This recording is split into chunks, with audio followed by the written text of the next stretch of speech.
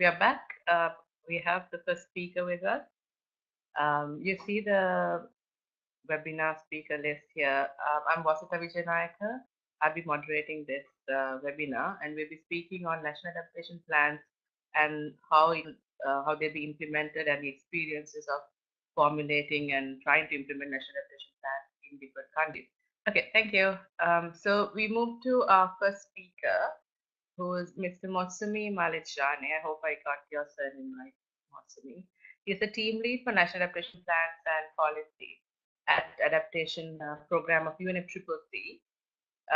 And you have his bio in front of you right now for those who would like to get a detailed background on what Motsomi does. Thank you, Motsomi, for taking time to be with us today. I know you've been very busy with all your travels. He'll be speaking about how national adaptation plans work under the UNFCCC process. And we'll have 10 minutes for him to speak, and then you'll have 10 minutes to get questions and answers on his presentation. So Motsomi, it's your turn. Thank you. It's a little slow, I think. So we're going to pass to Rohini's presentation now, and then we'll get Motsomi afterwards. Okay, Vasudha, just a question of procedure. Would you, should I be saying next slide to you, or how will it work? Okay, will you be controlling? Next slide, my colleague would change. Okay, and all the viewers can see the slides? Yes, they can. Okay. So I'm going to start. So says okay. So firstly, just 1 second. Yeah. Yeah. Just wait a bit. Okay, so I'd like to thank the SLYCAN Trust and you, particularly Vasudha, for inviting me to this to make this presentation on the financing for the National Adaptation Plan process. I can see from the people on the chat that they can hear me. In case the connection goes off at any time or the audio goes off at any time, please feel free to text me and I'll try to adjust. So just to say that I'm now on slide number 2, where I'll give a little overview of the main points I'd like to make in this presentation, and then I'd go into a little bit more detail, about each of these main points, and then I hope we could perhaps have a discussion after that. And perhaps if the other speakers come in, then I could answer a few clarificatory questions and then we could move on to the next speaker.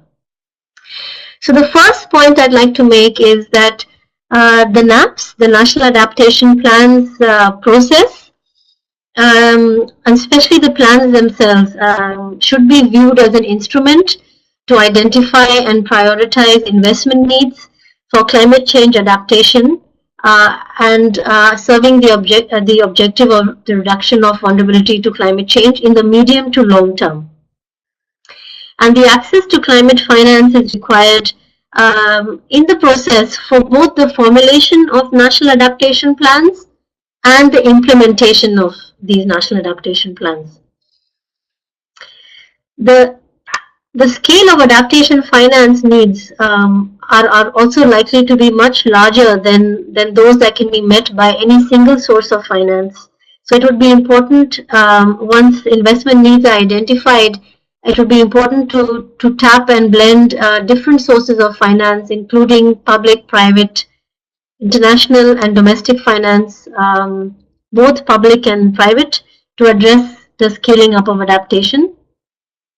And finally, the Green Climate Fund readiness window is one of the opportunities for countries to access support for national adaptation plans and to advance this process. And what it would do, this kind of a readiness window, it would support the development of the adaptation investment pipelines and the development of financing strategies, which can then be supported by larger, by the larger window for adaptation projects from the GCF, but also other international and domestic sources. So the Green Climate Fund is obviously a very important window, but there are also other sources that would need to be mobilized, both international and domestic. Next slide, please.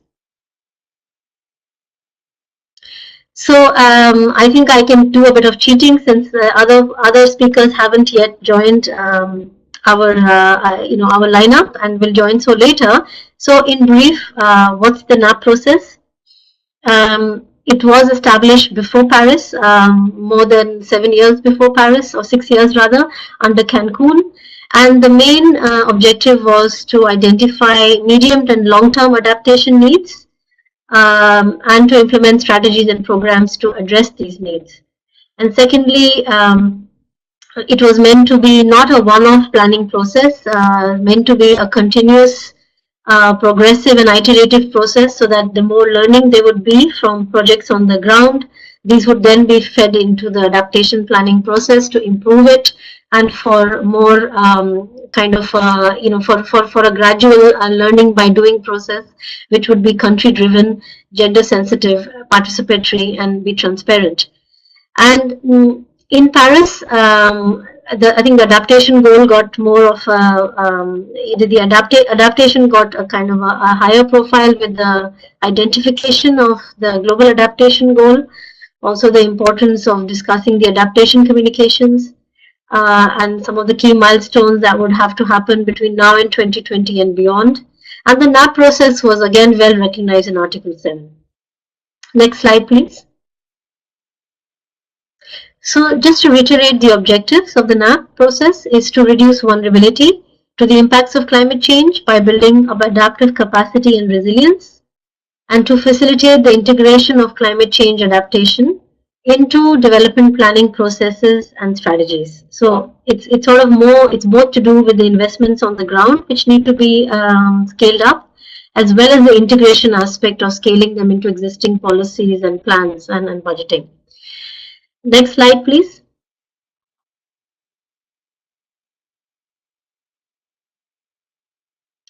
So before we even talk about the financing aspect, I think most of hopefully the people on this group would have would be aware of the different elements of the National Adaptation Plan process. And these are normally grouped into 4 components. I won't say stages because it's not necessarily a sequential kind of an approach. Different countries are at different points of their own adaptation planning. So this means that there is a whole process of laying the groundwork, looking at what already exists, particularly doing a stock taking of what exists, and identifying the gaps that need to be addressed with the National Adaptation Plan process, and to basically start with the foundation of what has already been done. So in some countries, there has been other prior planning processes, such as the National Adaptation Program of Action, like the NAPA. In other countries, there are climate change policies or action plans that have been done. So the NAP process is not something that will just restart, that will be started from a completely new base. It would work on the baseline that already exists. There's a second element to it, which is a lot of technical work around analyzing the current climate and future climate change scenarios, assessing vulnerabilities and prioritizing adaptation options, and prioritizing them and then appraising them, both economic appraisal, but also there are also multi-criteria methods of appraisal, and then there's costing of the adaptation options. And a lot of this is in this box B and C. The mix of the preparatory elements, which is a lot of the technical studies, and the C, which is the implementation strategy, which is a lot about making sure that these prioritized adaptation options are actually that they are reflected in the national planning process, and also they are kind of properly costed with proper feasibility studies, and to also make sure that different sources of finance can be identified to actually implement some of these. So B and C are very much at the heart of the NAP process, and they're very much linked also to the financing discussion. And D is a lot about the monitoring of the progress of the NAP process itself, but also of adaptation interventions on the ground. How effectively some interventions are working is very important to know what to scale up, and I mean what really should be financed in terms of where should most of the investment be directed towards. At this point of time, there really isn't enough evidence in most countries to say, well, this is where the investment needs should be prioritized, or these practices are probably better to invest in or the other. At the moment, there's still pilot demonstration initiatives, so there needs to be a strong monitoring and evaluation focus. Next slide, please.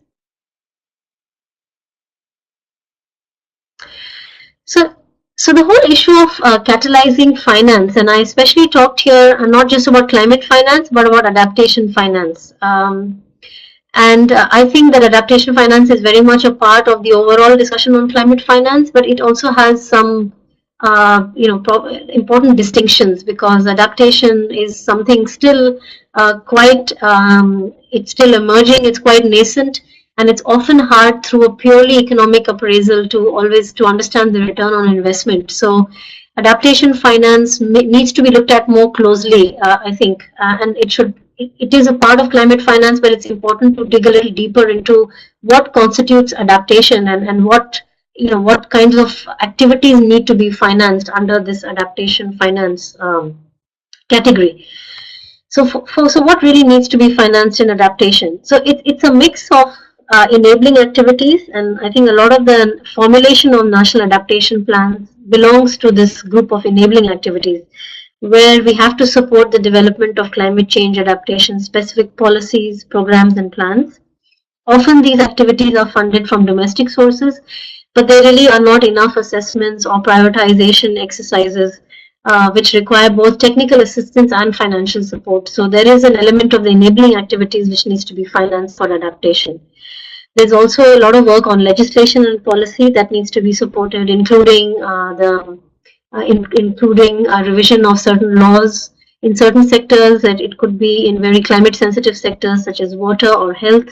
So there is a kind of legal framework which needs to be revised, or there might be climate acts which need to be put in place. Many of these also are a little bit linked to enabling activities. They do need to be resourced financially.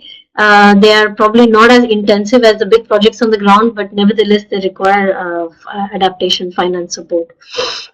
Then there is in certain climate sensitive sectors such as agriculture, energy, health, and transport. These are where the big investments need to be made to promote diversified agricultural production, for example, or to protect the energy infrastructure, such as transmission and distribution, to cope with unexpected impacts of climate change. There are the same for transportation, building protection from climate hazards into existing transport infrastructures. For water and sanitation, both the monitoring infrastructure and then also the management of the hydrological and meteorological data. So that needs an investment along with some of the hard infrastructure on the ground.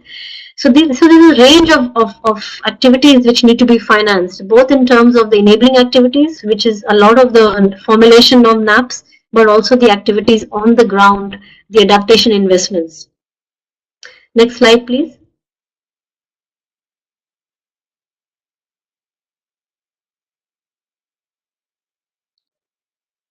Could you please move to the, yes, thank you. So I think just also to understand a bit about what exactly needs to be financed, by this adaptation finance. So I think it's quite well known that most of these sectors are also very development, they are very relevant to development. I mean, agriculture, water, health, for example, these are key sectors for the development planning of the country. And most developing countries are making a lot of investments towards these sectors in any case. But there is an issue now that they are very climate sensitive. So it's important to estimate, the additional financing that is required to climate proof some of these, these sectors, and these activities are linked to these sectors, to avoid reversals and to avoid undercutting the gains that already some of the development finance is making. And so there is a big issue about the additionality that needs to be estimated for each of these sectors, or also often the work is not only at the national level, also the subnational level. It's important to estimate what are these additional costs, and this is, I think, something very important which the NAP can do. And estimating this is not such a simple matter.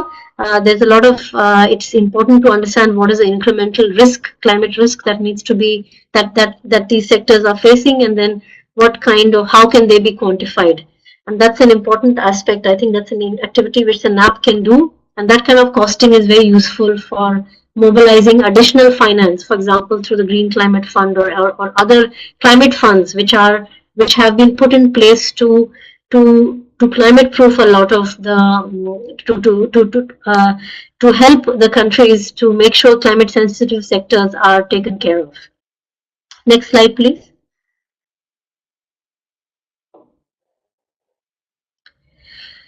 So the issue of, I think, catalyzing adaptation finance is that when we talk about the enabling activities, which is the formulation of the National Adaptation Plan or any other adaptation planning exercise, it's probably there are opportunities to do this kind of to raise resources for this kind of enabling activity, but in actual fact, I think when it comes to the full scale of implementation of adaptation, much beyond, I mean, when we talk about the implementation of NAPs, I think we have to say that the adaptation finance is most probably is unlikely to be, I mean, the international adaptation finance or even domestically, no single source is likely to be at the scale required, which is at the scale that is required.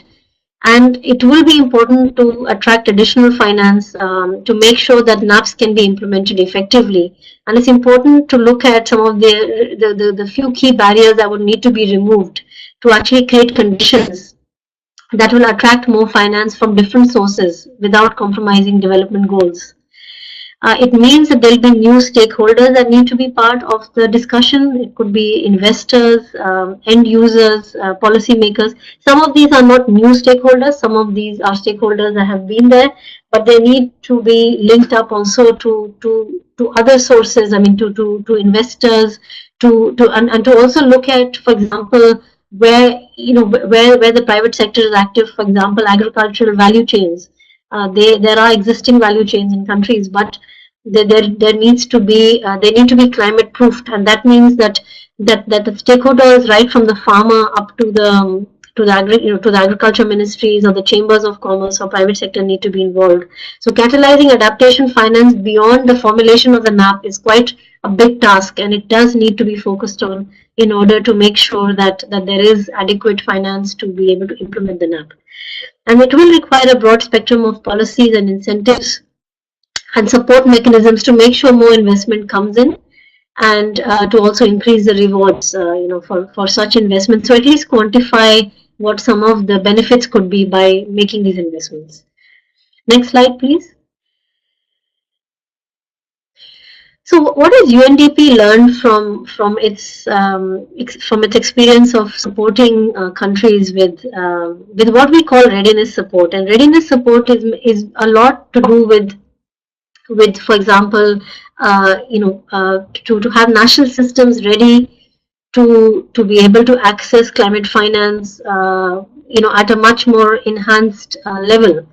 And this is through it's through various programs that we have been running, such as the Climate Finance Readiness Program for the GCF, and also other interrelated programs such as the NAP Global Support Program. So what we found through the time is that many of the countries that should be receiving these funds are still facing lots of challenges, even though there are increased financial flows from public, private, domestic, and international sources.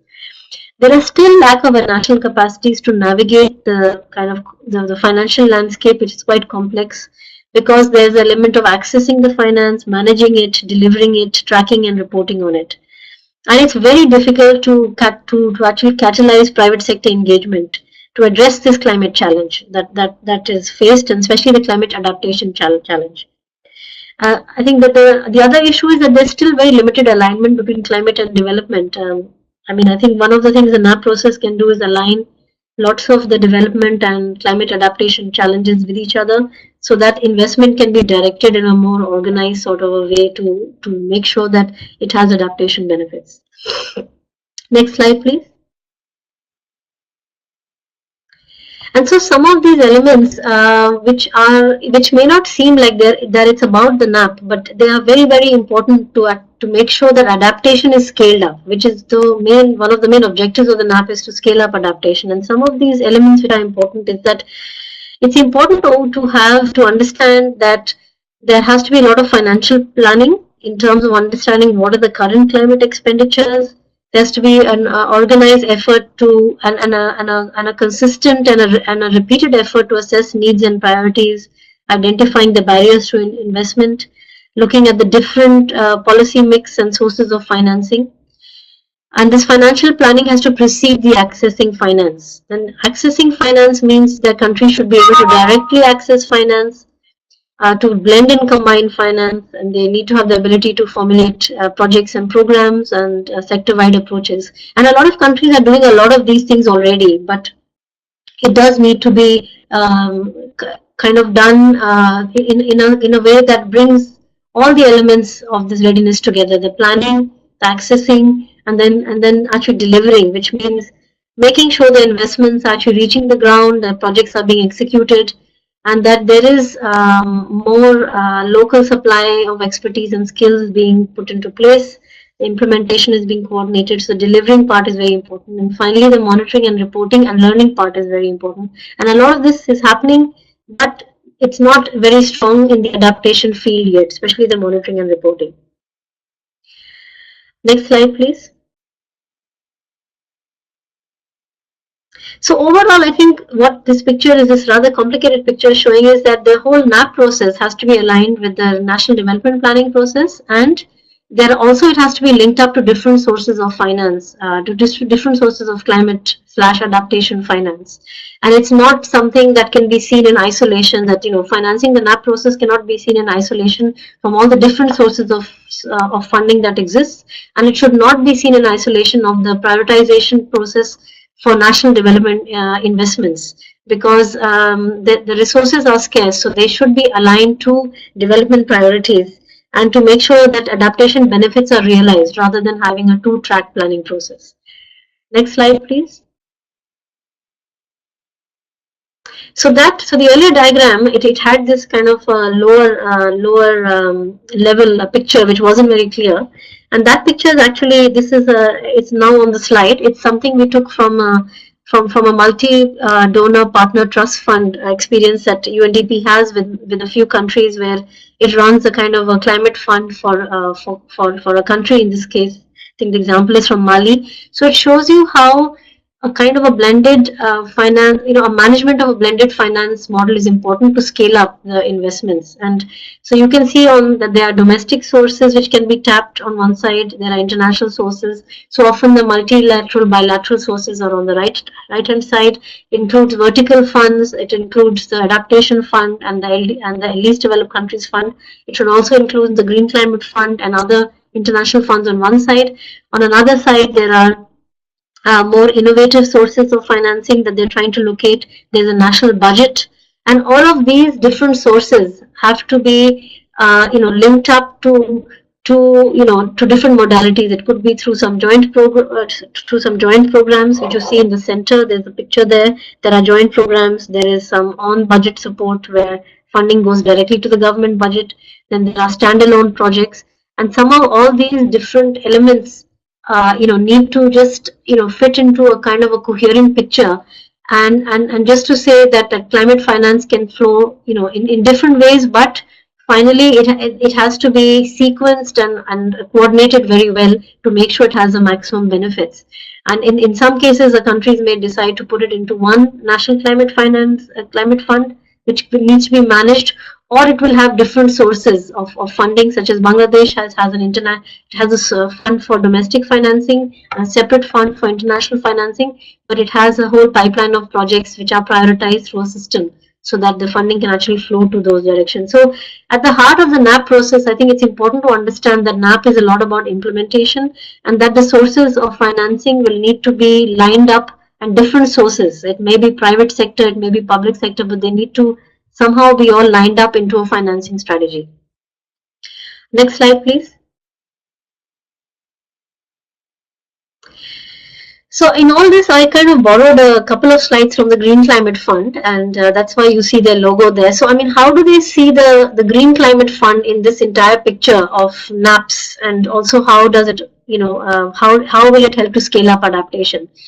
So this slide shows that their perspective on this NAPS process in terms of financing the NAP process itself is that what the NAP process will do is that it would help to understand climate impacts and vulnerabilities over the medium term.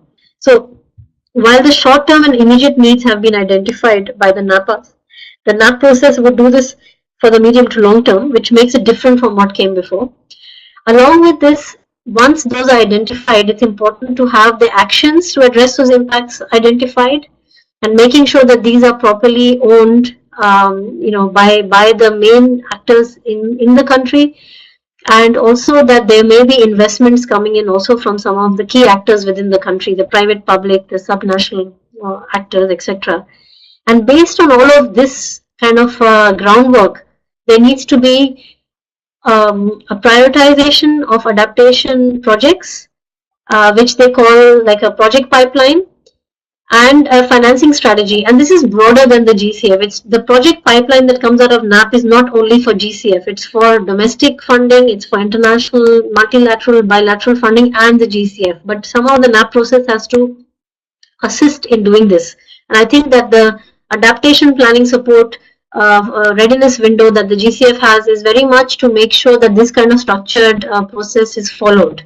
And it is very much it's very much the desire of the countries that this funding should be made available to them from the GCF, because it was a part of a decision where of the COP to direct the GCF to provide this funding in the readiness window for precisely some of these sorts of exercises. Next slide, please. And where they see this adaptation planning process is that on the left side you see that there is the Paris Agreement, there is a board of the GCF, and there's the governing instrument. And they see the Paris Agreement, which is especially when it comes to adaptation, which is the adaptation component of the NDCs, as well as the adaptation planning processes. What they see is there's a scoping aspect, which is the NAPS, National Adaptation Planning, or any other adaptation planning process is part of the scoping of adaptation needs for the medium to long term. And then below that, they have this circle saying modalities, which tells you that countries can access up to 3 million per country to advance this scoping, this national adaptation plans process.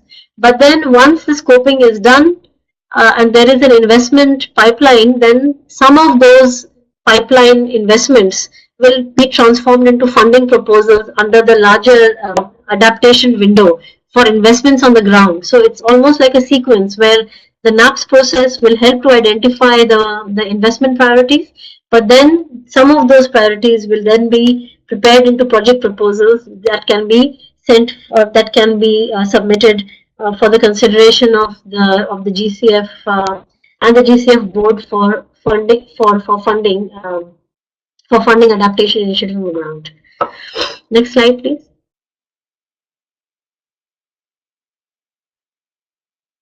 So finally, I try to make this not to make this presentation too long, because it's quite a complex subject and very open to having discussion on it.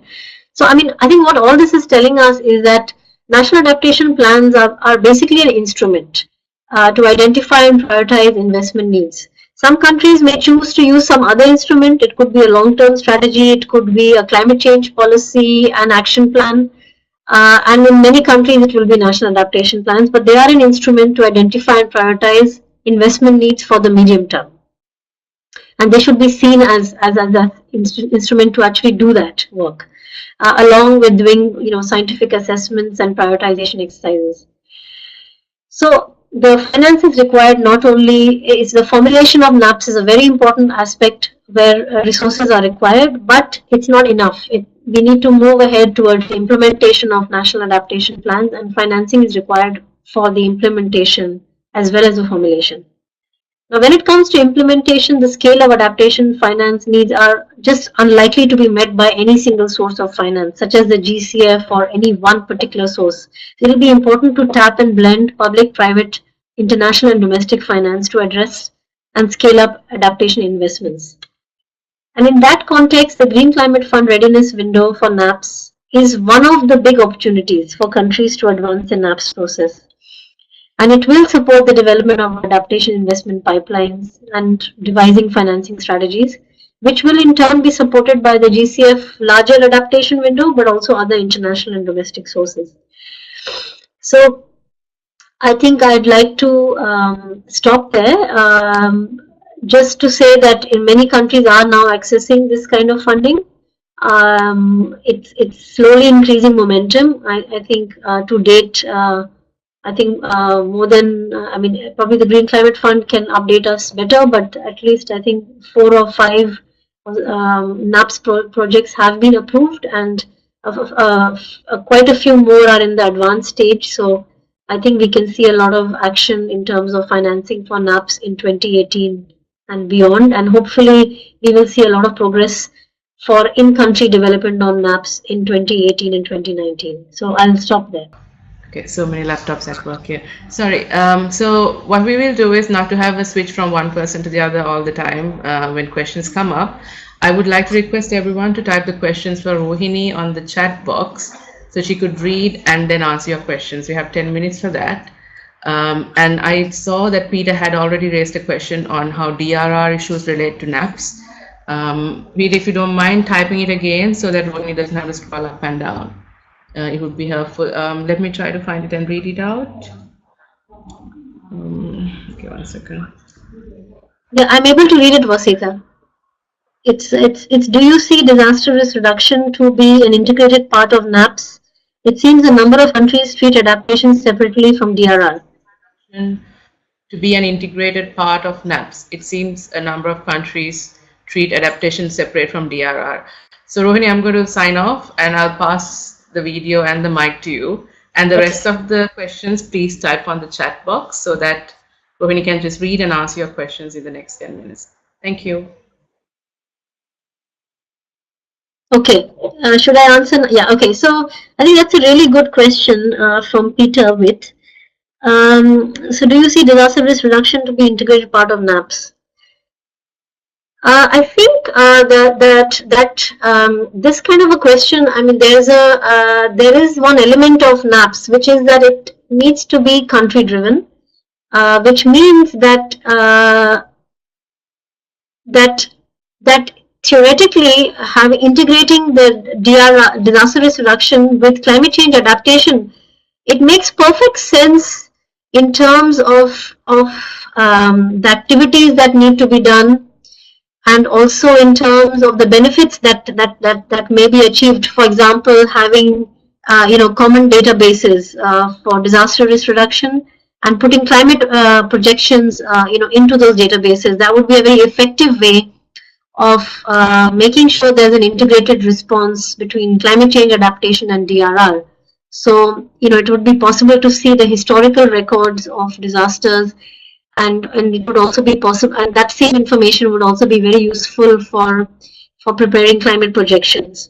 So I could see that when it comes to sharing information and data, I mean, having a common system would be very useful. And the same would be for a kind of at the strategic level, having an integrated disaster risk reduction and climate change adaptation planning process or a strategy would be very useful. And I think it makes perfect sense on paper. But I think that the issue is that NAP is a very country-driven process, and if historically there's a very strong work on DRR with a different institution. For example, the disaster risk reduction is often the work is done by the Interior Ministry in a country, or it could even be like the army that does that work.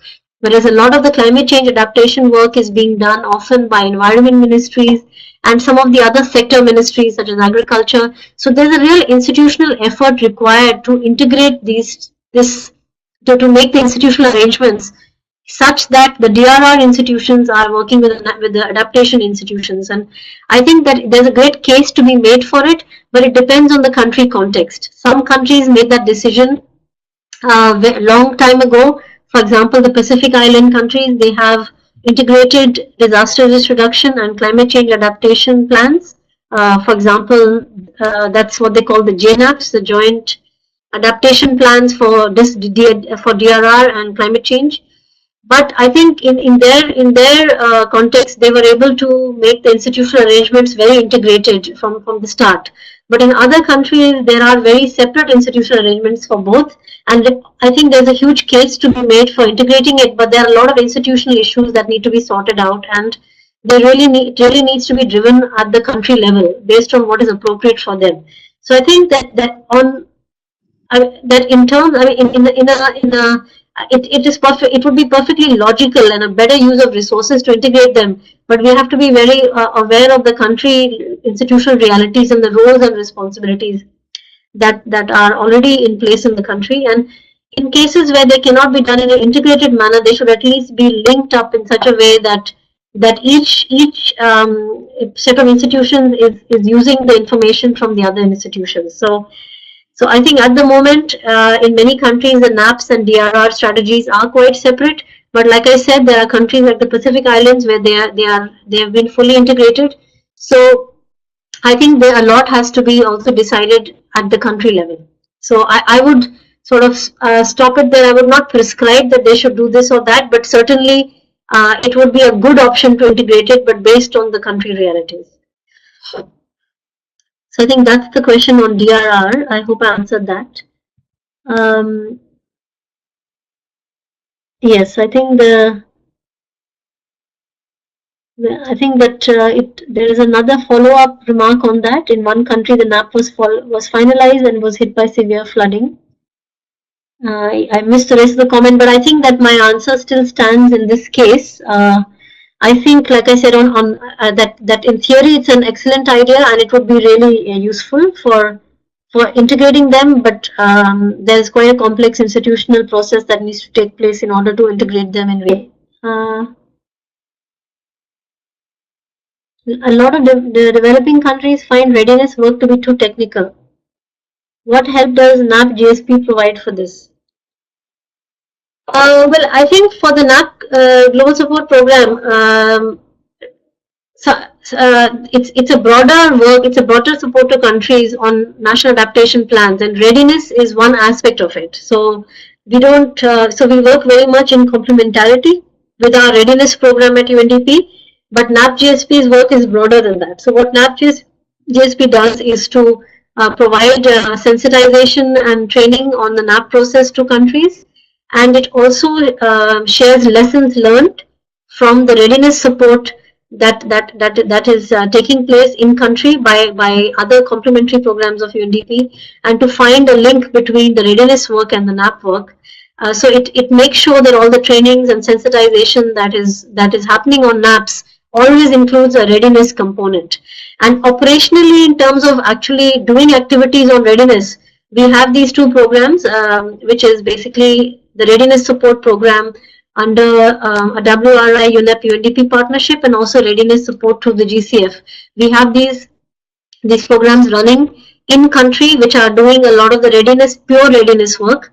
Whereas the NAP work, either through the NAP Global Support Program or through the in-country projects on NAPs, which are slowly getting approved and coming online, those projects also make an institutional link to the readiness work, so that any work around the country work program that will be prepared on adaptation will very much link to the work done under NAPs in terms of the assessments and the prioritization and things like that. So we have two avenues of support, which is the NAP GSP and the readiness work, which are interlinked together at the country level.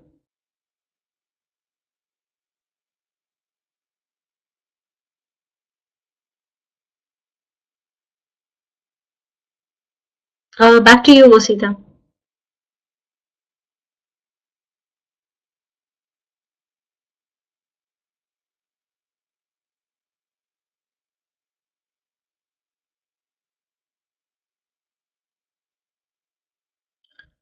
I think that's the last question, which is about Nepal. I'm not aware of any other country except Nepal which has put this 80% target that of finance should reach the local level actors through local adaptation plans. I think it's quite a unique decision.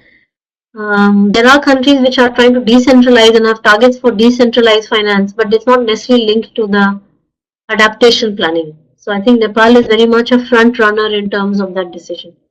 But thanks for those questions, and back to you, Wasita.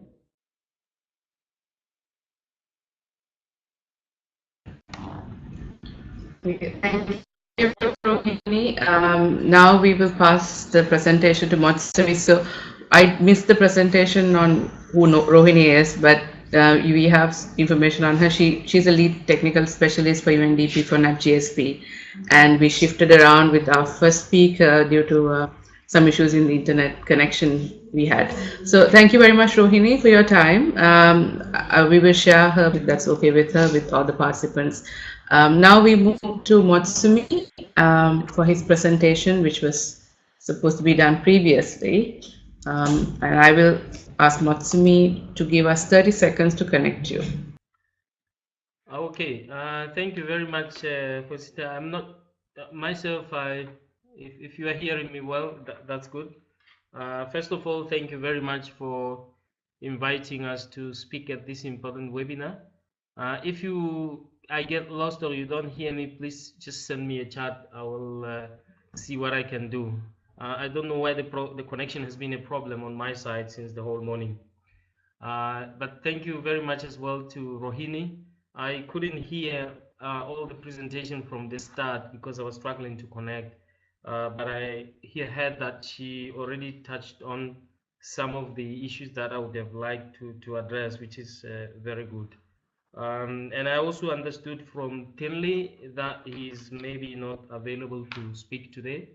So I'm not sure whether some of the things that I'll speak about later on in my presentation may also address what Tinley would have said. But just to introduce my presentation, I'm going to talk about generally 5 things, just about the NAPS and the objectives around there, the essential functions for NAPS, the guidelines, the integrative framework for NAPS and SDGs, which might also partly address the question that Peter had, and some of the outcomes we had from COP23 on NAPS. So without wasting much time, if you can go to the next slide, which is the second slide. This slide actually just shows the decisions that have been taken regarding national adaptation plans since they were established in 2010. As you can see, I'm not sure if the diagram is very clear to many of you, but what it has or it contains is that we had the decision establishing the NAPS in 2010, and in 2011 the Conference of the Parties then of the countries, they now laid forward what would be the objectives of these NAPS, what should be some of the guiding principles, what should be the guidelines, how should they be formulated and implemented, and also how should they be supported. And at that time, in 2011, the emphasis was more on the technical support, for example, by the least developed countries expert group and other bodies established under the convention, as well as by other relevant organizations. And moving forward in 2012, then the parties then laid forward some of the additional provisions on how funding can be provided for countries to advance on their work on NAPS. And moving so on and so forth, the most important again milestone that was achieved on this process was also in 2013, whereby the countries, they invited also relevant organizations to establish support programs that would provide support to the countries on their work on NAPS. And in 2015, we had specific decisions to the Green Climate Fund on how NAPS can be supported. An important message out of all this is that one can confidently say there is adequate guidance from the Conference of the Parties on how NAPS should be done, supported, and I think it leaves then the honors to the countries. I think this provides a good opportunity for us as countries that we should have confidence that there's enough guidance on what countries should do, there's enough guidance on how support should be provided, including by the convention bodies and everyone. On the next slide, please. The next slide will just repeat, probably Rohini also might have touched on this, on what are the objectives of the process to formulate and implement NAPs. There are two distinct objectives there.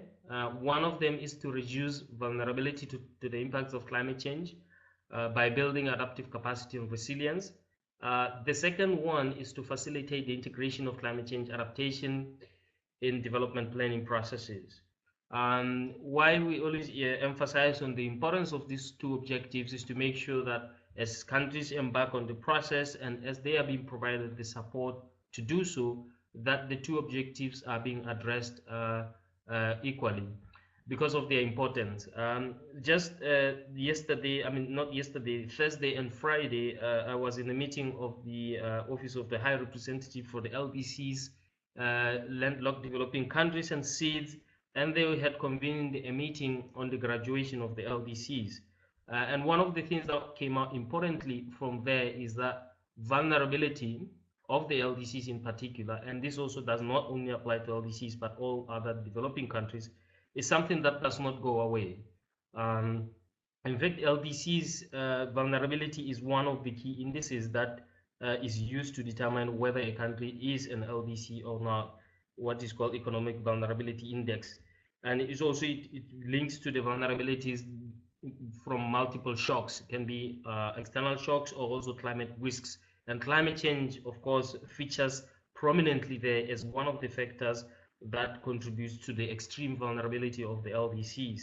And it's important to look at vulnerability in that context in terms of how we can eventually reduce vulnerability of the countries, of their economies, of their systems, in order for them to achieve sustainable development at the end of the day. And the other text at the bottom on the global goal on adaptation is just to demonstrate that the objectives of NAPs are actually closely tied, or actually the global goal on adaptation borrows from the same objectives that we have for NAPs. On the next slide, please. These are the guiding principles for the national adaptation plans. There are many of them. For example, the NAP process should be a continuous planning process at the national level, should be country-driven, country-owned, should not be prescriptive, should build on and not duplicate existing adaptation efforts. It's a participatory and transparent process that involves everyone, and it enhances coherence of adaptation and development planning. It's gender sensitive. It takes into consideration traditional and indigenous knowledge. The important message out of all these things is that if all of these guiding principles are taken into account when doing adaptation at the national level, it is very hard to go wrong, basically, because these are actually the guiding parameters that the COP set around to say, if you are to do a good adaptation planning process at the national level, then if you follow these guiding principles, then it will be very hard to go wrong, or very hard not to do it the correct way. The inclusiveness of the process is one of the most important things, to make sure that all stakeholders are able to articulate what their needs are at the national level, so that the measures that would be decided upon thereof respond to everyone's needs and what is needed. On the next slide, please.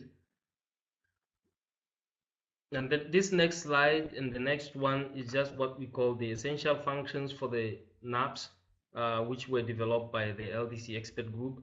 This simply builds again also from the guiding principles and the guidelines and everything that we have in NAPs, that if you had a very good adaptation or a national adaptation planning process at the national level, what should it deliver for you? If you had reached that level of success to say, I have a very good process that's running at the national level, or at least also looking at the other way around, what would you want to achieve at the end of the day if you have a good adaptation planning process at the national level? It should be able to enable a country to have a very good national leadership and coordination of adaptation efforts at all levels, and to serve as a main interface with the different actors and players. It should enable a country to have data, information, and knowledge that's required to make important decisions for adaptation planning and implementation. It should also be possible that a country has a clear, articulate way of presenting what are the gaps and needs in relation to adaptation. It should be able to enable the country to articulate what are the climate and development linkages and the needs for the integration of such. The next slide, please. There are 10 of these essential functions. I will not go through the entire list, but just to give you a flavor of what they all mean. Rohini also touched about the issue of appraisal and the issue of climate finance and so on. So if you have a good adaptation planning and implementation process at the national level, it should help you to be able to achieve these goals. And if it is not existing, the goal then is to build a process that will build towards those functions, that a country then is able to smoothly do its work on adaptation in a very good way. The next slide. This one also is just on the guidelines. I think the important message here I wanted to mention is that, of course, this guideline, the guidelines by the COP, there are 3 levels of the guidelines we are talking about. They are the initial guidelines that were put forward by the COP at the beginning of the establishment of the process, from which the COP requested the LEG to develop the technical guidelines out of the initial guidelines. And then from the initial guidelines, we had the technical, and then now what we call the supplementary or supplements to the technical guidelines. All of these collectively constitute what are the guidelines for NAPS. The important factor here is that they are, of course, the standard for what countries or how NAPS should be done. They are being used by the countries, all supporting agencies that provide support on NAPS. The Green Climate Fund, for example, has used the guidelines as the basis of their financing frameworks, both for the preparatory or the readiness and preparatory support that they provide for NAPS, as well as the programming thereof for adaptation. The COP recently, there was a discussion on whether there is need to revise the NAP technical guidelines, but that it was decided by the countries that the revision is not necessary because it's still too early in the process. Let the countries go through at least one cycle of the process, and let's see how it goes, and then that's the time that then we can use the lessons from there to decide whether there is a need to revise the guidelines or not. And the other thing that is important here to note is that in addition to these guidelines, they are not necessarily rigid as they are. The LEG is continuing to work with a lot of organizations to provide in-depth elaboration on specific topics, on stakeholder engagement, for example, on issues of integrating adaptation into development planning, on issues on how to use the climate services in support of adaptation, and so on and so forth. There are a number of organizations that are developing specific supplementary material that helps to expand more in detail on some of the specific issues relating to the guidelines. The next slide, please. And next one more time. This is a diagram that we usually show in terms of what could be a sequence of activities at the national level if a country wanted to do to follow the process to formulate and implement NAPS at the national level. One thing that is important is that it's a flexible process. It's country driven, so a country will decide what is the sequence of their steps. But in case a country does not have an idea, or at least does not have anything that has happened at the national level, this provides a sequential stepwise approach on how that might flow. It's not that it should be done this way, but this is one example of how it may be done. And it does not mean that a country has to start from 1. It can start from 9, for example, if most of the other things before 9 were done or are available. And it does not mean 13 cannot be done before 3, as an example. A country can always mix and match the steps that they want to do at any time that they want to do, but it just shows the sequence of steps that may be required to achieve a certain outcomes or outputs.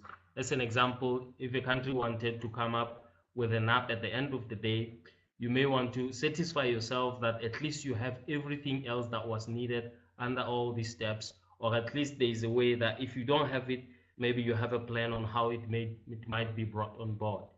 And yes, it is also important to note that it does not necessarily mean that a country must have all of these things in order for a country to put together what we may call a NAP. In a NAP, for example, some of the things are not existing. What could be very important then is to flag that as a gap, and maybe how it may be addressed in the next steps going forward. The next slide. So as a last slide in this issue of the NAP guidelines or the guidelines for NAPs is that the NAP, of course, is indeed the main output of the process because that's the one that provides the documentation or a benchmarking of where the country is, where the country wants to go, what are the gaps, how does it plan to close them, and so on. And that would also contribute or provide substance of the adaptation ambition that may be expressed in the nationally determined contributions, the adaptation communication under the Paris Agreement. And then financial support, as I did mention, for the formulation and implementation of NABs is solidly provided for through the Green Climate Fund. The next slide. From here on, I will talk about what the leg is doing to expand on this technical guidance or guidelines on NAPs in trying to think about the integrative framework for the NAPs and SDGs. And this is driven mainly by the recognition by the global community and the countries as well that there is a lot of the global agenda, there's a lot of things under the global agenda. And now it is important to see how we can bring coherence in implementation of the global agenda as well as all the other things at the national level as well. The SDGs being one of the primary global agenda that the leg started with to see how to build the coherence between the NAPs and the SDGs, and in a way to see how then can the implementation of NAPs help to achieve some of the sustainable development goals. And the integrative framework keeps on evolving itself, and it will indeed definitely include ways on how to incorporate the other agenda and as well, not only the SDGs. On the next slide, please. The next slide is just a demonstration of the interconnectedness of the SDGs. This is just to give a motivation of why the leg also saw it necessary on their part to see how they can bring coherence with all other things that are happening at the national level. The bigger dots are the SDGs themselves, so for example SDG 1, 2, etc. The smaller dots are the targets inside those individual SDGs, and the crisscrossing lines, you can see that the many lines link to many things. So the demonstration is that here SDGs themselves are linked. At the same time, their individual targets are linked as well to targets even under other goals. So there is a lot of linkages within the issues around the SDGs and the targets themselves. And the realization by the leg, hence, that the adaptation as well should follow that integrative approach, in which everything or many things are linked together. And of course, the extent to which and what is linked will always depend from the country's systems. For one country, there may be linkages between two other issues than others, and that is also always important to bear in mind. On the next slide, this next slide shows the integrative framework for the NAPs and SDGs in terms of the element B. In the guidelines, we talked about element B. Rohini also had a diagram that was showing element B of the NAP guidelines, where we have the steps that need to be taken under element B, where these are the assessments. So under the integrative framework for NAPs and SDGs, what we start by doing is to look at what are the development or I cannot see my okay. Yeah, you see what are the important development systems in a country, and then after that is then to see then how can those what does climate change imply or mean to those important systems. Okay, let me see, there's a chart.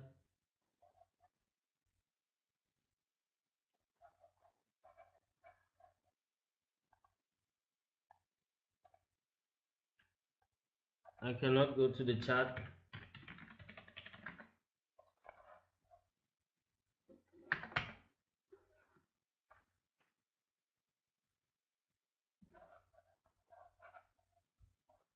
I cannot see the charts.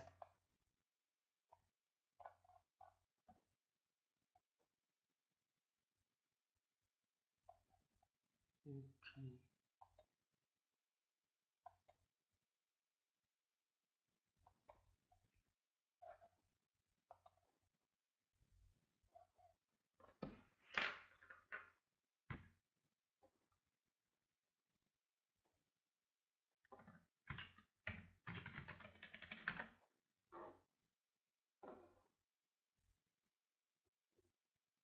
Okay.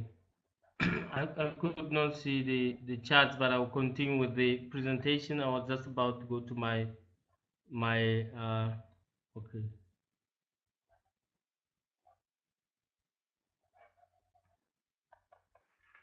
The last set of my slides. Um, if we go to the next slide from the one that is currently showing, uh,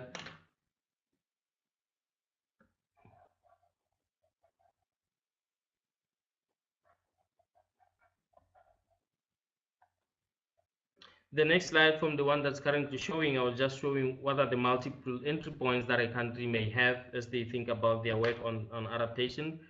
For example, when we look at the integrative framework for SDGs, a country may be looking at approaching adaptation by starting to look at what are the climate hazards, and then maybe you start to do your assessments from there, or maybe look at what are the sectors that are most at risk to climate change, or maybe perhaps even look at the actors. Who are the actors? Then based on the actors, maybe then you can start to see in what areas can they be able to help, and you start to do your assessment from there. Or you look at the national development themes. For example, if for a country tourism is the most important sector, then you may start to look at tourism and start to assess what does climate change imply for tourism and so on. Or you may start at the SDGs, or maybe start at place. So this just demonstrates that there are multiple entry points that you can look at when you start to look at climate change adaptation, when you start to look at your assessments. If we go to the next slide, expanding the list further, for example, for the climate hazards, for example, we may be looking at droughts, floods, shifting growing seasons, temperature extremes, and so on and so forth, depending on the country. On the next slide, please. What is important here, where I'm showing the systems, is that the entry points that I mentioned at the beginning, whether you can look at climate hazards or sectors or actors or national development themes, if done well, you will be able to arrive at the same conclusions that you may want to arrive at in terms of the adaptation solutions you may have. But at the same time, looking at a singular entry point at times, you can lead to a situation where you leave out some things. For example, if you're using a sector as your entry point, you might be able to miss out on some of the important detail that needs to be taken on board when you start to look. For example, if you chose a sector as agriculture. However, if you go further down, maybe you break down even the sectors into what we call systems. You may be able to capture that holistic approach on who could be the actors, who could be the sectors, what could be the climate hazards that can impact on a certain system. Some of the example systems, for example, we have is either crop or livestock or fish production. It can be on commercial crops like coffee, or food access or strategic food reserves. These are some of the example systems that you may start to look at. And when you look at things at the systems level, you may be able to then be able to provide better linkages in terms of who could be involved, and so on and so forth. The next slide, please. Next double, yeah, and the next one again.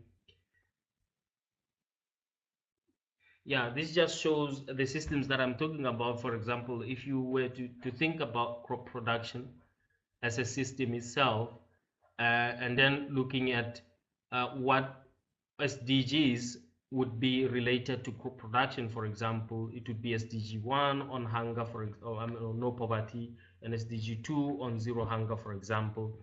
And if you look at the sectors, for example, still thinking about the same system of crop production, at the sectors, we might be looking at the Ministry of Agriculture, because they are maybe the ones that are holding the guidelines on how to do agriculture.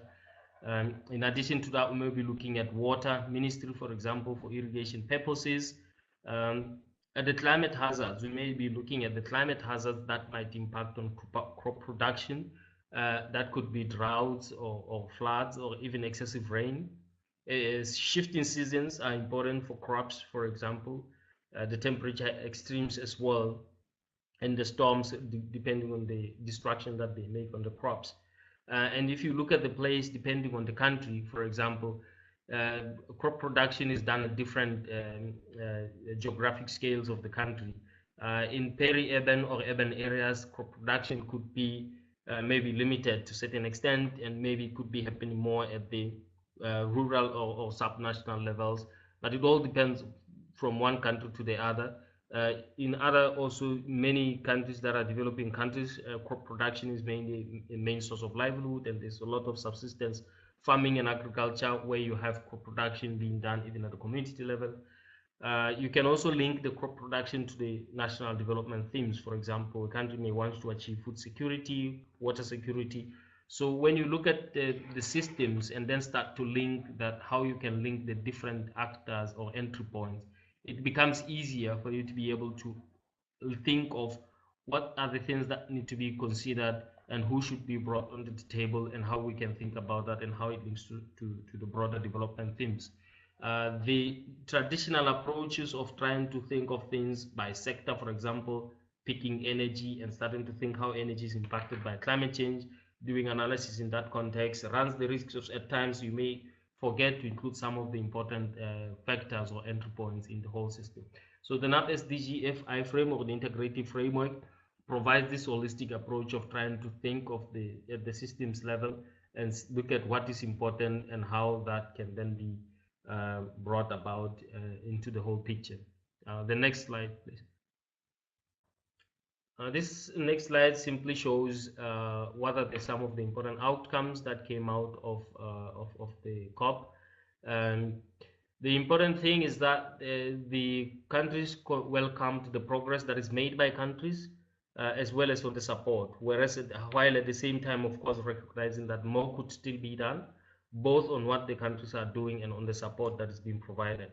The progress by countries, the 8 countries, for example, had formulated or completed their NAPs. Nearly all developing countries, or at least most of them, had declared that they have initiated the process. They are doing something at the national level on NAPs. A lot of them are also doing multiple efforts to access the Green Climate Fund. But of course, there was also an acknowledgement that many countries continue to face challenges to access the GCF. To that extent, the SBI decided that the NAP Expo to come to happen in April 2018 will include issues around experiences on GCF access, building on the work that has been done by the Adaptation Committee. The LEC and the Adaptation Committee, as one important new issue that is coming here, is for them to start to look at implementation of NAPs. As you may know, that the bigger focus has been on the formulation of NAPs. For example, as I mentioned, there are 8 on the table, and many countries are trying to access money from GCF to formulate their NAPs. Those that have completed their NAPs, some of them have communicated that they are still struggling to figure out how to go about implementation, and then the LEG and the AC have been requested to assist on how that can be rolled out and done. And this will happen in the course of the next year.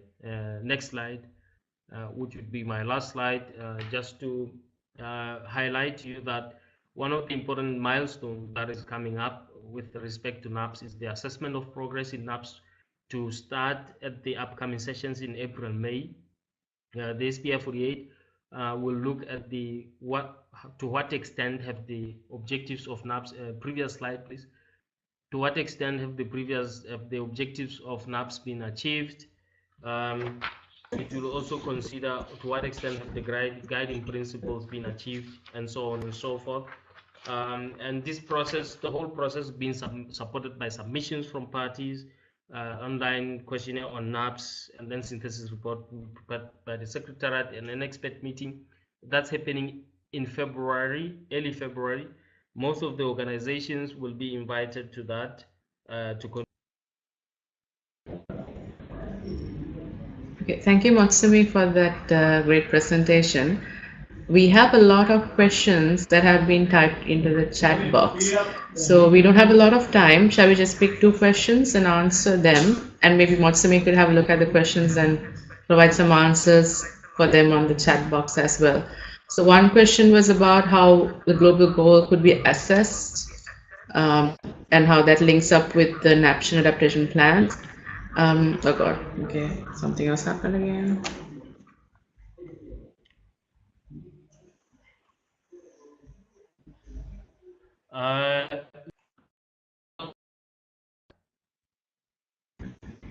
Okay, sorry, Matsumi, the chat box got a little bigger than it should be. Okay, can you see that now?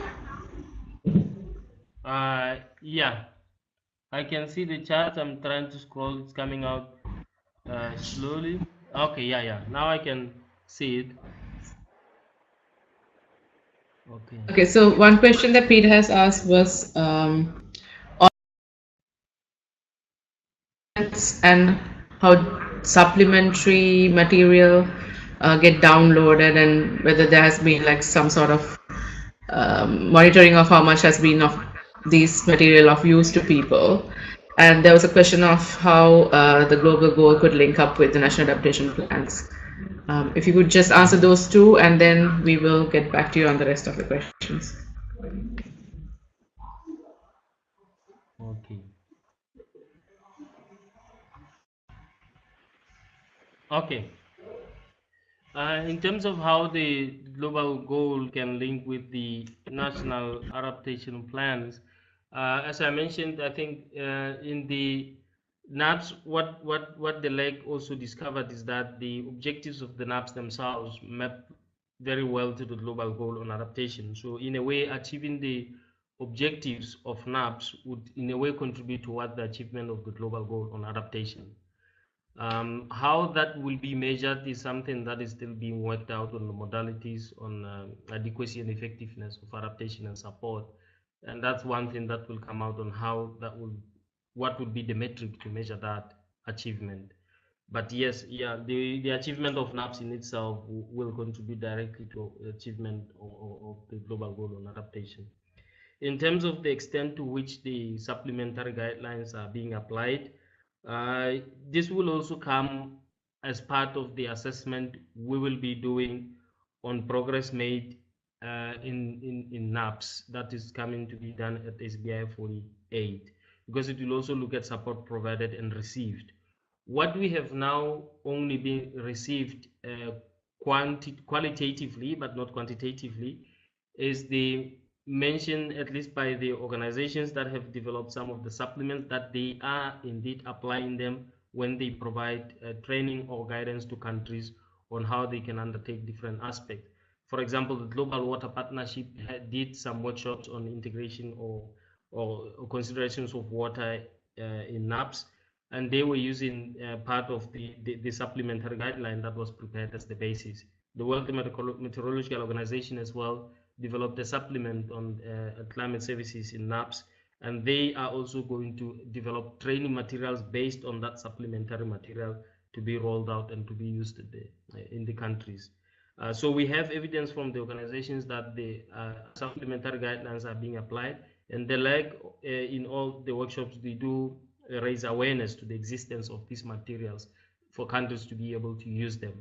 And we will, of course, do an objective assessment on how this has been applied and come up maybe with a more comprehensive assessment on what their utility, what has been. But the experience so far has been positive, and we believe that they will be able to help countries in expanding certain parts of the process that wouldn't be necessarily possible to expand within the guidelines.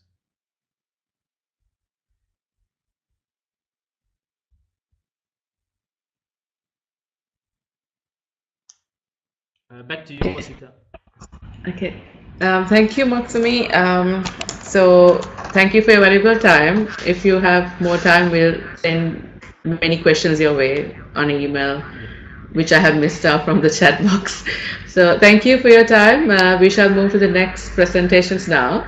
We have two presenters who will be sharing country experiences. They're representing Southern Voices on Adaptation, and they'll be speaking on experiences on NAPS in Malawi and Nepal. So we have Rajan and Julius who will be speaking. Okay. If you can hear me, go to the next slide, please. In the interest of time, my name is Julius. I am working as a coordinator for Southern Voices Adaptation in Malawi, and also Southern change. I'll just go time. So we've been engaging a lot. Go to the next slide, please. The second slide. The next slide. Yeah, okay. I'm just here to present a few slides on our engagements at national level on the National Adaptation Plan. Just to say that Malawi is one of the few countries that have started the process somewhere around 2014, and currently I can just say that we've completed two outputs, so milestones, if I may call it, was just to try and develop a roadmap, which we completed some in 2014 and in 2015, and also we completed the previous presenters have been mentioning them, so I think you can go to the next slide.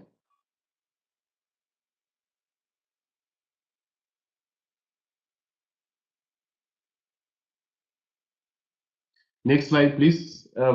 Okay, let me just dwell on the key milestones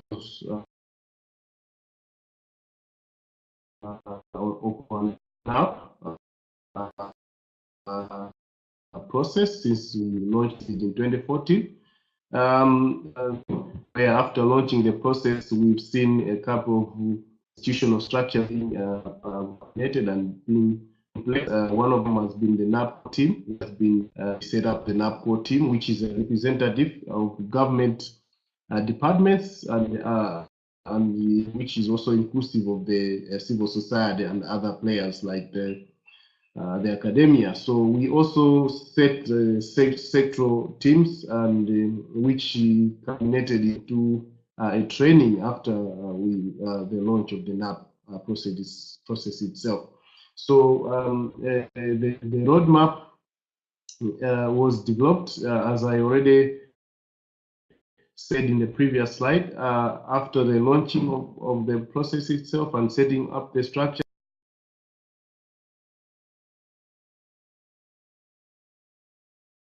and independent and to lead the process of developing the NAP roadmap, which by the end of 2015 we completed it. We developed our NAP stock taking report early 2016 and the first quarter of 2016, where we completed. But I think the challenges that came in later related to especially the finances led us to the Malawi NAP to be on a hold for some time. Since 2016, I think a couple of initiatives have been done to make sure that we finance several elements of the step 1 and the step 2 of the NAP process that we are actually undertaking. But I think it has not been easy as Malawi as a country to get some of the resources domestic. So we resorted in trying to make sure that we developed a NAP readiness proposal, which was submitted to the GCF this year in June. So we're just waiting for feedback that we can, perhaps by the end of the day, we can get some resources for us to proceed with the process. Next slide, please. Yeah, so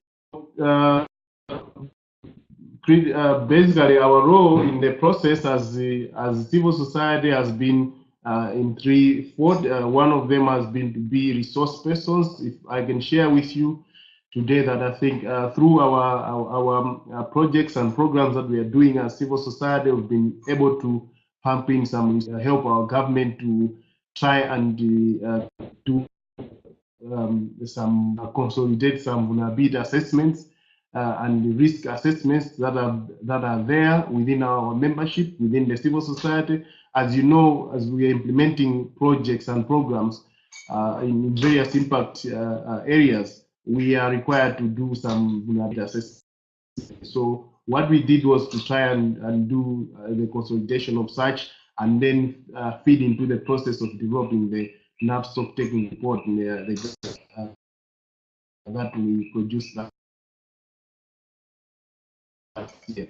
We also tried our constituents to actually try and define what our own expectations in the NAP process, so that by the end of the day, we know we guide the process of how it should also develop as a country, so that it can take into consideration all the needs and wants of the vulnerable people, and all those that are going to be a part and parcel of developing and implementing the NAP.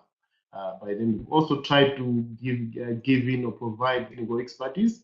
As I already said, 2 teams that were set up, the core team and the sectoral teams.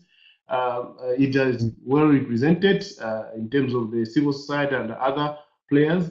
These are organizations and personnel that are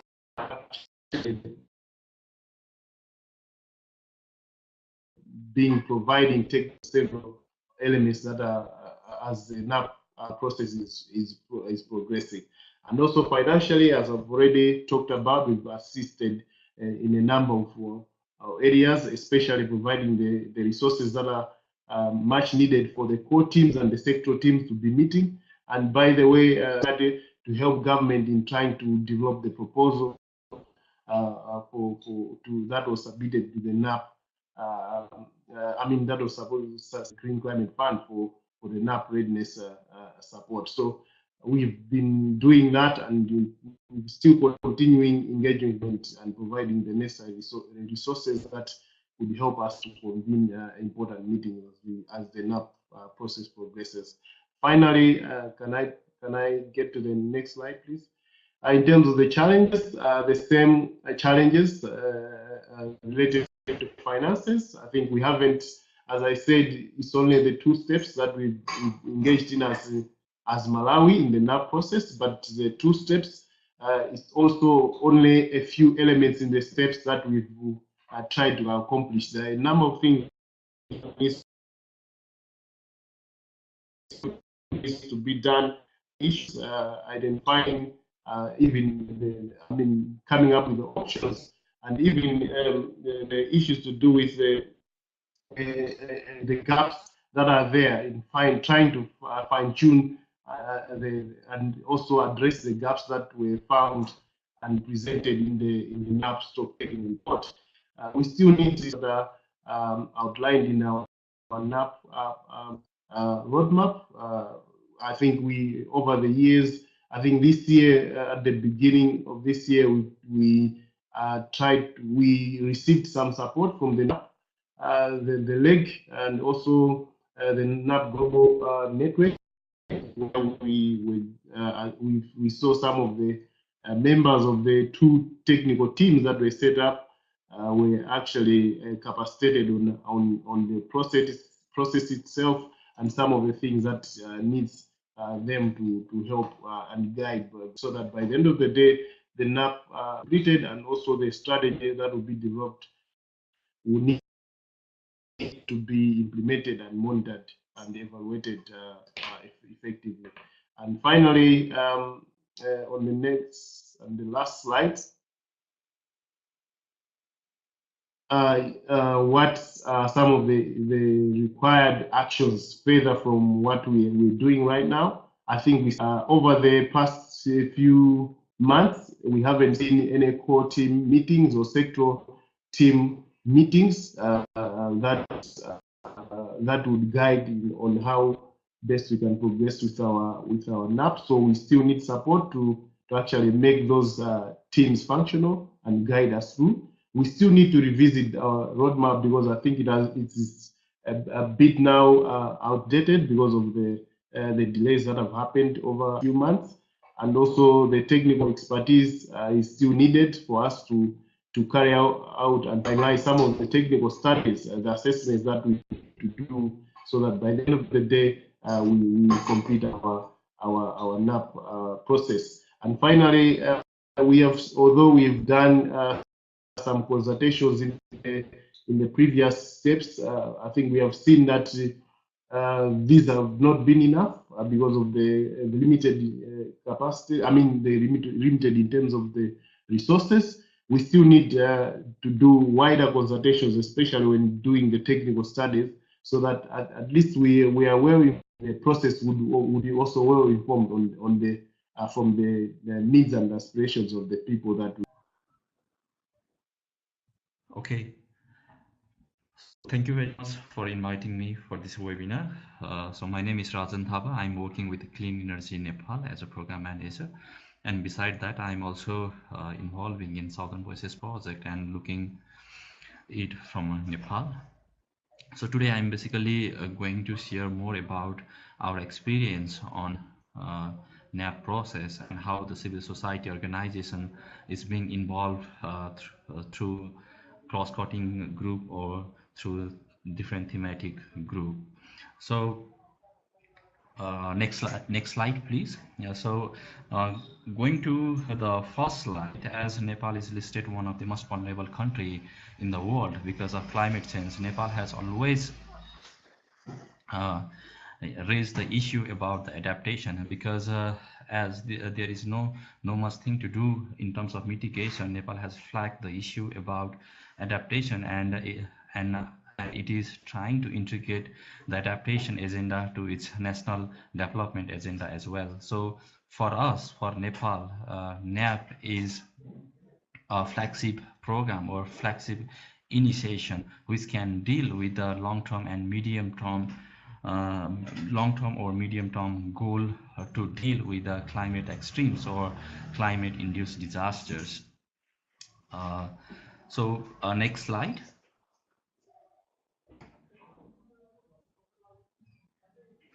Yeah, so while Nepal is preparing its NAP, they have adopted two objectives. One is reducing vulnerability to the impact of climate change by building adaptive capacity and resilience. And the second one is facilitating the integration of climate change adaptation. At the meantime, they are also giving the emphasis to the available policies like climate change policy and the previous initiations like National Adaptation Plan of Action, NAPA and LAPAs. And at the meantime, they have also identified some key approaches, and among them, most important principle is leaving no one behind. So that means government of Nepal has shown very inclusiveness to include society organization and other key stakeholder to prepare its NAP document. So while doing so, like to create a synergy between the concerned ministries or concerned authorities and to create a synergy between the civil society organizations, there are rotation and a series of meeting and workshop from national to regional and regional to local level, and the main aim to organizing those discussion and consultation meeting is to have a good feedback and good suggestions from local level people so that they can incorporate all those suggestions while they are preparing the national document. So next slide. So Nepal's NAP formulation process was initially guided by the least developed countries expert group LEG and NAP technical guideline, and will focus on four major elements which will line groundwork, preparatory work, implementation strategy, and reporting, monitoring, and review. So as of now, like you can even see that the whole institution is governed by MCCICC. It is called Multi-Stakeholder Coordination Committee Initiatives on Climate Change. So under the MCCICC, there is Ministry of Population and Environment, and under the Ministry of Population and Environment, there is a NAP thematic working group and a cross-cutting working group. So on the basis of the guideline given by LEG, so all the thematic working group and cross-cutting working group are responsible and are very much committed to work together with other line agencies or other line ministries. And beside that, we have also NAP technical team. So the NAP technical team consists of NAP coordinator, team leader, thematic leads, and technical knowledge management officer and the subject matter advisor or content reviewers. So in the NAP coordinator is a former joint secretary of Ministry of Population and Environment, but for the all team or thematic leaders, they have hired the expert from civil society organizations and are governed by the concerned ministries. So we can even say that government has already involved civil society organizations in as a key expert to document the key practices or to identify the other areas where they can support national government. So that's how like we are preparing a NAP in Nepal. Next slide.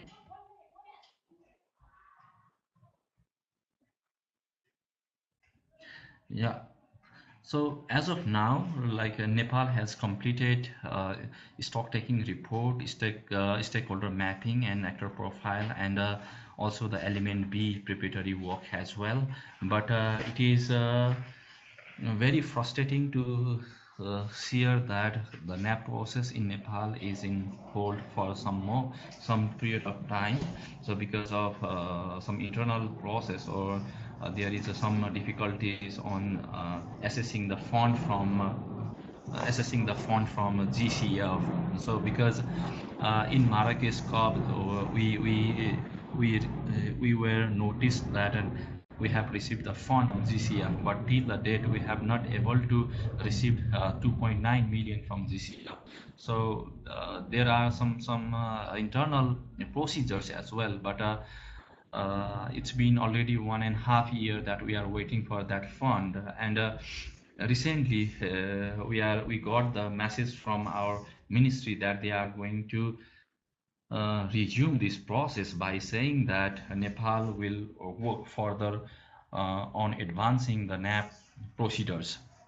So we are still in dilemma, like whether they will invite the previous thematic lead or expert to resume the work, or they will hire the new expert or the other consultant. So it is still in dilemma, and we are continuously following on that with our ministry as well. But as of now, like they have already published some reports, like where the NAP process in Nepal and what are the basic climate scenarios in Nepal, and they have also already published vulnerability and risk assessment procedures as well. So we can say that till the date they have worked in a very good manner, but still lots of things to do. And I would say that involvement of same expert group and channelization of fund has been one of the major challenge for Nepal while we are preparing our national document, or while we are preparing the NAP document. Next. So in Nepal, so civil society organizations is very much involved in the NAP process, as I have already mentioned that from the initial stage, while the government was formulating the thematic working group and cross-cutting working group, we were invited to join that group based on our experience and our knowledge on particularly on that thematic working group. At the meantime, we are also responsible for a critical review of the ongoing process and the outcome, whether it is effective or not. If we found that it is not effective and if the government has to work more, then we usually go and sit together and flag those issues. So we are playing a very active role in coordination, and we are also collaborating with the government to facilitate or to disseminate the knowledge from national to local level. And the last the active engagement. So though the NAP process currently is on hold, but we are still following up with the government, and we are disseminating the good approaches of NAP at a local level, because recently government of Nepal has adopted new federal structure and nobody knows how this agenda will move ahead. So we are just taking a lead to advocate the local government authorities and the civil society organization at a grassroots level to ensure that government should channelize the 80% fund as guided by climate change policy and NAPA document. Yeah, here I stop my presentation.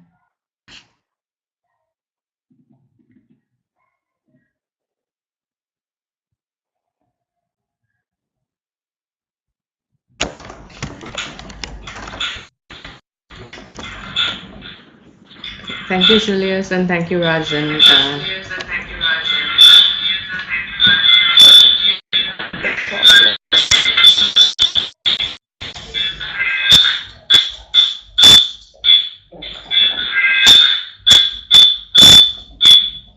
Okay, sorry, we're having multiple issues with multiple computers. So thank you, both of you, for the presentations. We have a few questions, but I don't know whether we have enough time because we had some lapses in between the presentations. I will read out the presentations. If Rajan and Julius answers to the questions, I think that will be useful and we could wrap up the webinar. One question that was raised, been using the supplementary materials in making your NAPs in countries. And the other question is how the consultations for the NAP have worked when it was a wide geographical area that had to be the focus. So these two questions were the ones raised. If Julius and Rajan could both type your answers in for the participants to read, I think we could move ahead with closing remarks. So thank you everyone for your presentations and your contributions. So one thing that Tinle said, I'm sorry Tinle could not join us because he had difficulty in joining with slow internet, and he wanted to highlight the need for developing countries to have meetings that are not technically like webinars where technology plays a key role. This is one of the things that were discussed in the Nairobi Work Program discussions, as well as knowledge sharing on adaptation, as to how developing countries could access knowledge without hindrances from technical aspects. So we are experiencing right now. So that's one thing we could probably focus on how we could have face-to-face and also developing country focused knowledge sharing platforms, which would not be too dependent on how fast our internet connections are. And also accessing funds, implementation of NAPs. So NAPs in Nepal, we have funding from GCF approved, but as Rajan mentioned, we are having difficulties, or Rajan and the others in Nepal are having difficulties on how to access this implementation. So how can we move forward for implementing after accessing funding and approvals are received? And also the continuation of resource and also how experts could engage in a continuous manner without breaks in the NAP process. These could be the questions we could take forward for next discussions. So there is another question that it has raised. What role does actors such as UNDP, UNEP play in the GCF readiness? So we will pass these questions to the experts who were on our discussion panel today. And I hope if they have time, and some of them are still on the call, so they could probably type answers in the next few minutes, like Rohini is doing. So thank you everyone for your time from SLYCAN Trust, and we hope to join you again, and that you will join us in our next webinar on issues related to climate change as well. Thank you.